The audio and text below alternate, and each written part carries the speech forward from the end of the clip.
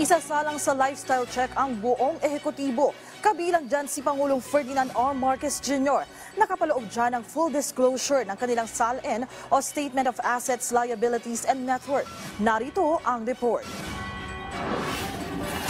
Handa si Pangulong Ferdinand R. Marcos Jr. na sumailalim sa lifestyle check. Yan ang binigyang diin ng palasyo matapos na ibaba ng Pangulo ang direktiba sa mga opisyal ng gobyerno sa harap ng issue ng flood control project. Sinabi ng Malacanang, walang sisinuhin ang naturang direktiba ng Pangulo, kaya pati raw mismo siya, hindi mangingiming sumailalim dito. Sinabi po natin na ang Pangulo, ang buong ehekutibo ay ready for lifestyle check. So wag po tayong lumayo sa issue.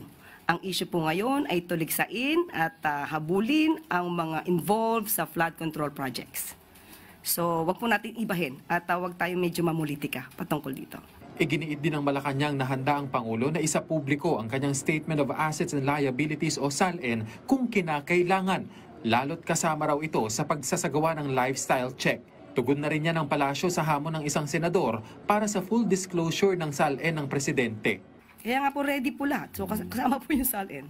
So is the president willing to show his salary? Kasama po sa lifestyle check. Pagka po nagkaroon lifestyle check, mauna, mahuli man ang Pangulo, kasama po yan. So willing po si presidente to show if necessary?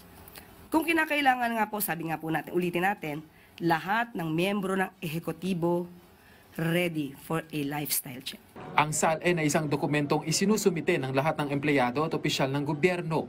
Nakasaad dito ang kanilang assets o mga pag-aari tulad ng bahay, lupa, sasakyan, negosyo at iba pang ari-arian.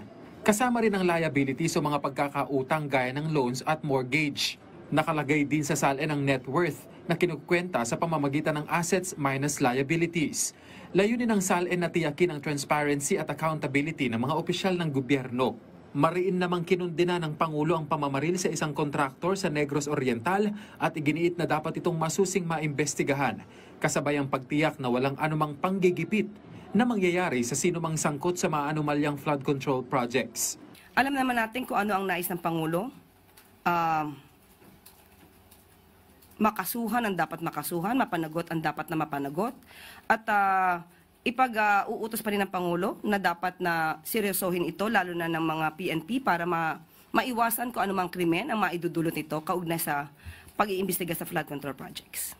Ipinunto pa ng palasyo ang kahalagahan ng tulong ng publiko sa paghabol sa mga tiwaling kontraktor, lalo na't hindi nakaligtas sa mata ng netizens ang mararangyang pamumuhay ng kaanak ng mga sinasabing kontraktor ng ilang flood control project.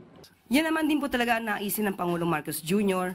na lahat-lahat po tayo ay magtulungan upang masawata itong mga korupsyon na ito. At hindi lamang po ang gobyerno, ang pamahalaan ang dapat kumilos, kundi ang taong bayan na nakakaalam ng mga nangyayari sa paligid nila. So mas maganda po talagang isumbong nila sa Pangulo itong mga ganitong klaseng insidente at kondisyon. Kenneth Pasyente para sa Pambansang TV sa Bagong Pilipinas.